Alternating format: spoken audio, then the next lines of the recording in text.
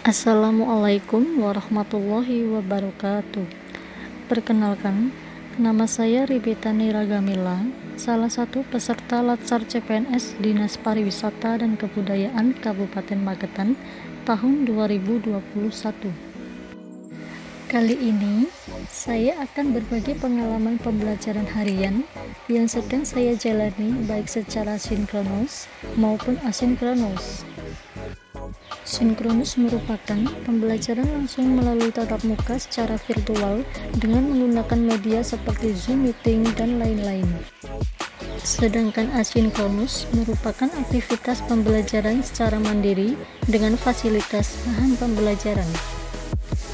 Pembelajaran blend learning melalui sinkronus dan asinkronus tentunya ada kelebihan dan kekurangannya masing-masing. Di sini saya akan membahas tentang kelebihan dan kekurangan sinkronus terlebih dahulu. Kelebihan sinkronus antara lain belajar menjadi aktif dan interaktif, mendapatkan materi maksimal dari pemateri, dan dapat mengajukan pertanyaan secara langsung kepada pemateri. Sedangkan kekurangan sinkronus antara lain, yang pertama, terbatasnya waktu dalam menerima pembelajaran. Yang kedua, dengan waktu yang terbatas tersebut, maka terbatas pula persoalan yang akan ditanyakan. Yang ketiga, akses internet yang terkadang kurang stabil juga dapat mengganggu proses pembelajaran. Berikut ini merupakan contoh pembelajaran langsung melalui tatap muka yang dilakukan secara virtual dengan menggunakan media seperti Zoom Meeting. Berikutnya, saya akan menjelaskan tentang kelebihan dan kekurangan asinkronus. Kelebihan dari asinkronus antara lain, yang pertama, mendorong peserta untuk belajar secara mandiri dan fleksibel. Yang kedua, peserta dapat belajar sesuai karakteristik sendiri karena bersifat individual. Yang ketiga, bisa mengakses informasi dari berbagai sumber dengan cepat dan mudah. Yang keempat, belajar lebih nyaman dan santai. Sedangkan kekurangan dari asinkronus yaitu antara lain, yang pertama, berhasil atau tidaknya kita dalam pembelajaran tergantung dari motivasi diri dan kemandirian.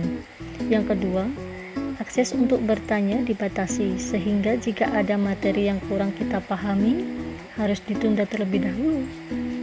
Yang ketiga, pembelajaran dapat dengan cepat terasa jenuh dan bosan. Yang keempat, akses jaringan untuk melakukan review materi juga terkendala. Berikut merupakan contoh aktivitas pembelajaran secara mandiri dengan fasilitas bahan pembelajaran.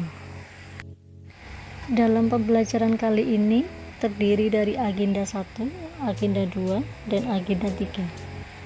Mungkin kita bisa langsung membahas pada agenda 1.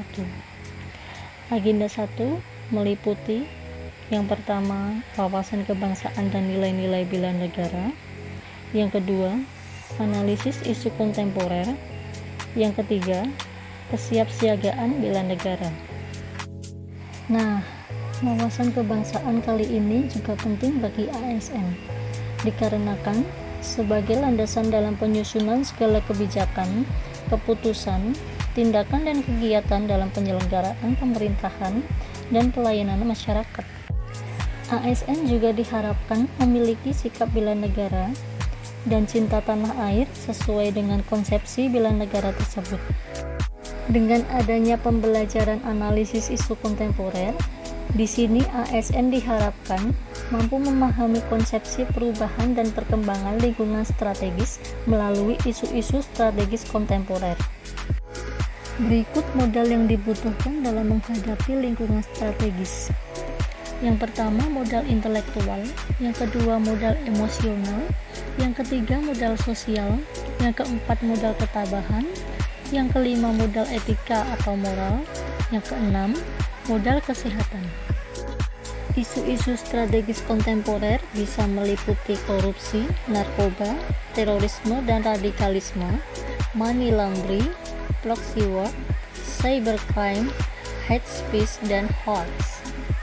Teknik tapisan isu seperti AKPL dan USG, dan Peserta juga mempelajari teknis analisis isu seperti SWOT dan analisis lainnya. Nah, kesiapsiagaan bela negara sangatlah penting bagi CPNS, dikarenakan menjadi titik awal dari langkah panjang pengabdian yang didasari oleh nilai-nilai dasar negara. Berikutnya, kita masuk pada agenda 2. Nilai-nilai dasar ASN berakhlak. Core value ASN berperan sebagai panduan berpikir, bertutur, dan berperilaku bagi aparatur sipil negara. Adapun core value ASN diimplementasikan dalam kata berakhlak, yang merupakan akronim dari berorientasi pelayanan, akuntabilitas, kompeten, harmonis, loyal, adaptif, dan kolaboratif. Kemudian kita akan masuk pada agenda 3, yang mana membahas tentang manajemen ASN dan Smart ASN. Smart ASN merupakan perwujudan pegawai dengan kompetensi, kinerja, dan profesionalisme tinggi, serta dapat beradaptasi dengan kemajuan teknologi.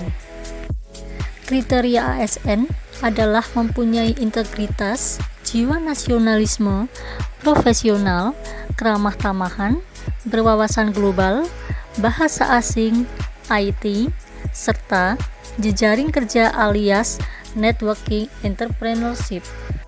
Sedangkan manajemen ASN merupakan wujud pengelolaan ASN untuk mewujudkan ASN yang profesional, memiliki nilai dasar, nilai etika profesi, dan nilai anti korupsi. Manajemen ASN terdiri dari 1. Kedudukan, peran, hak dan kewajiban, serta kode etik ASN. Yang kedua, terdapat konsep sistem merit dalam pengelolaan ASN. Dan yang ketiga, terdapat mekanisme pengelolaan ASN. Nah, dari sini dapat disimpulkan nih teman-teman, dari semua materi pembelajaran yang dilakukan baik secara sinkronus maupun asinkronus akan berjalan dengan baik apabila adanya keaktifan peserta dalam mengakses informasi dari berbagai sumber. Sekian pengalaman dari saya. Mohon maaf apabila ada kesalahan kata dalam berucap. Terima kasih sudah menyaksikan dan sampai jumpa. Wassalamualaikum warahmatullahi wabarakatuh.